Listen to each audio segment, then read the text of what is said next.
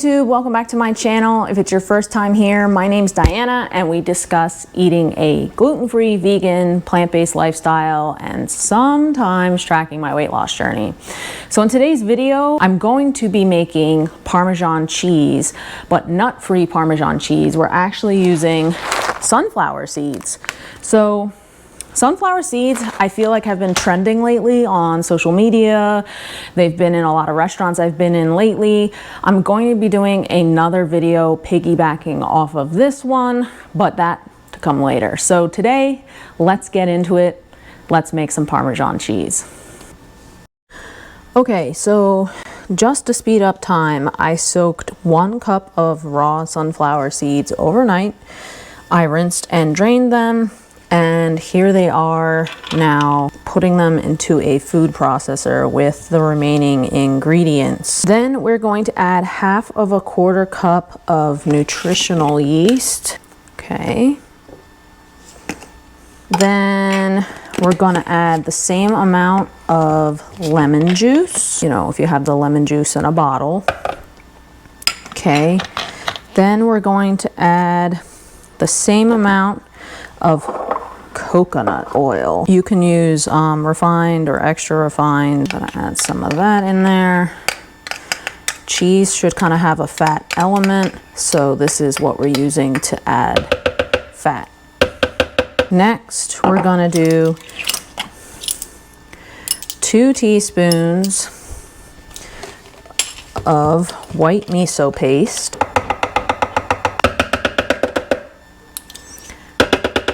Then we're gonna do 1/2 teaspoon of garlic powder, 1/2 teaspoon of smoked paprika as well.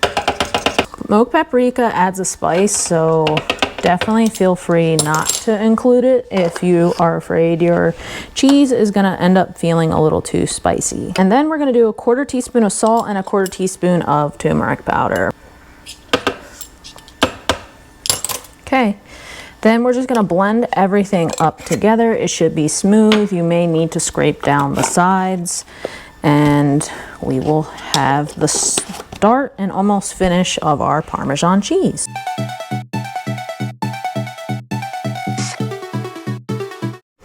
So what I did was I tasted it. I felt like it needed more salt, more garlic, and more nutritional yeast. I didn't measure. I just eyeballed it a little bit at a time, tasted it until I got the right texture and taste. You'll have to do that to your liking. You see it kind of created like a ball of cheese. We're just gonna scrape down the sides. I did buy this really awesome mold on Amazon. It was the only one I could really find to get that triangular shape. It's that Parmesan cheese is well known for. Once put in the mold, you can put it in the fridge for 4 hours minimum or leave it in the fridge overnight to firm up. Okay, it's the next day and I decided partway through yesterday to put the Parmesan cheese in the freezer instead of the fridge.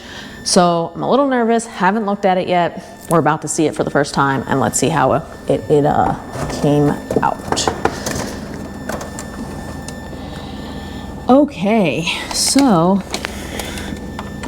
here it is. Wow, feels pretty firm. Let's take it inside. Okay, so let's see how easy this is to get out. Okay, so we got, it's like a skinnier version. I had too much of it left over and I couldn't put it all in one. Let me get a plate and then let me get the other one out. Well, you know, this one is probably like a little too thin for Parmesan cheese, and then this one is probably the mold is too thick because most Parmesan cheese I don't think comes like this thick. It's also a little not the right color. It should be lighter, but you know, care more about taste. So what better dish to make than this one? Okay, we're making fettuccine alfredo because one of the main ingredients is Parmesan cheese. Okay, so in a saucepan we did vegan butter, minced garlic, They do want you to add heavy cream, so I did cream cheese instead. And then I added in plant-based milk. And then here comes the Parmesan cheese. We're gonna try to grate it. All right, it's working out great. Haha, no pun intended. All right, so we're gonna put a generous amount of the Parmesan cheese. Look guys, it's really grating, just like grated cheese. All right, so we're gonna put a nice generous amount, because that's really what Alfredo sauce is about, is this Parmesan cheese that really gets added in. Can you ever have too much cheese? I don't know.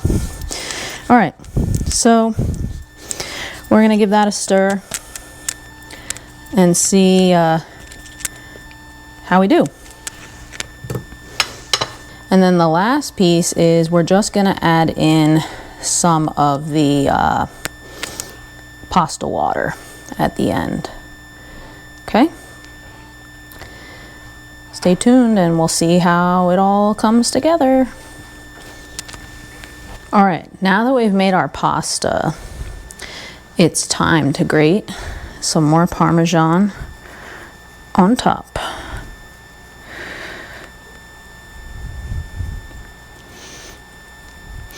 I'm using a mung bean and edamame fettuccine. It's something new I'm trying. I've never had this pasta before, but because I figured I'd get too many comments that I didn't use fettuccine pasta to make fettuccine alfredo, that I better do that. So here we go. This looks so good. Look at the steam coming off of that. That was a big bite. Mom, I hope you're not watching.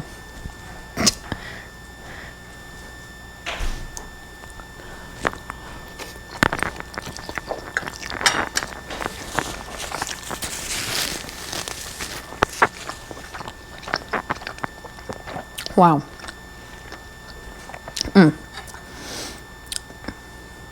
I'm just gonna try to taste a little bit of the parm by itself.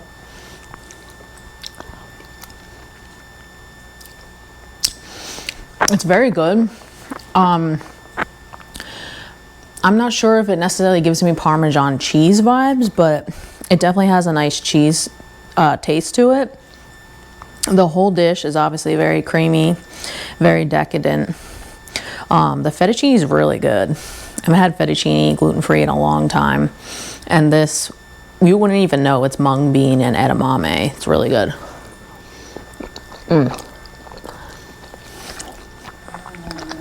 Well, the Parmesan does add a nice note to it by itself. I don't know how many people sit around and eat Parmesan by themselves, but it's really good. It adds a nice salty, cheesy element to this dish.